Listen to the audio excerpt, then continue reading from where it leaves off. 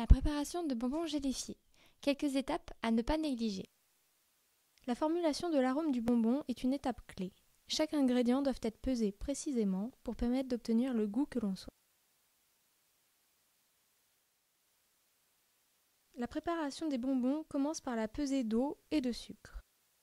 Les cristaux de sucre sont constitués de molécules de saccharose, parfaitement ordonnées. L'étape de chauffage est très importante. Elle permet de désordonner les molécules de saccharose et d'augmenter sa concentration par évaporation des molécules d'eau.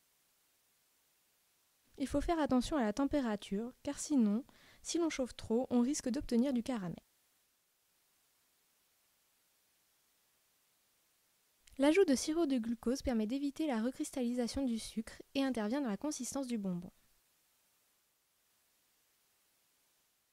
La gélatine est l'ingrédient le plus important dans la fabrication de ce type de bonbon. Elle est obtenue à partir de collagène issu de la peau, des os ou de la couenne de bœuf ou de porc. À sec, elle est constituée de brins torsadés. Une fois rajoutée, les molécules d'eau sont piégées entre les hélices de la gélatine. Incorporée à chaud au mélange, elle empêche les molécules de saccharose de se rapprocher, ce qui donne une pâte élastique.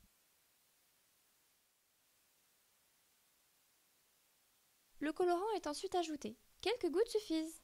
L'extrait de curcuma est utilisé pour la coloration jaune et le carmin de cochenille pour le rouge, ainsi que le caramel pour la coloration brune.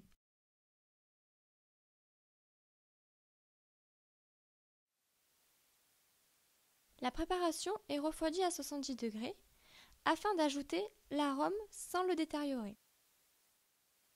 Le mélange est alors fin prêt pour être coulé dans les moules.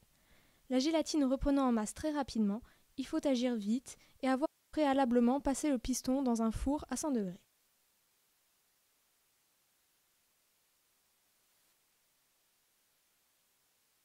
Une fois refroidis, les bonbons sont lustrés à la cire de carnauba.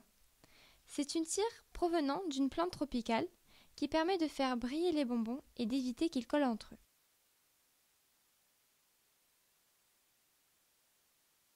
Ils sont alors fin prêts pour être dégustés.